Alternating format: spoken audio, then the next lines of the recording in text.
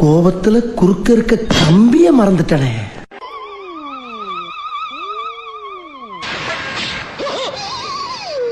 அங்க ஒரு 7 பேருமா.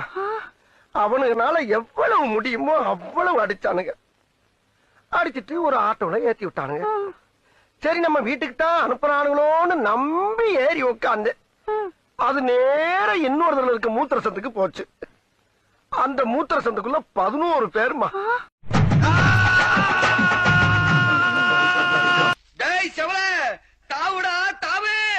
கோபத்துல குறுக்க இருக்க கம்பிய மறந்துட்டனே.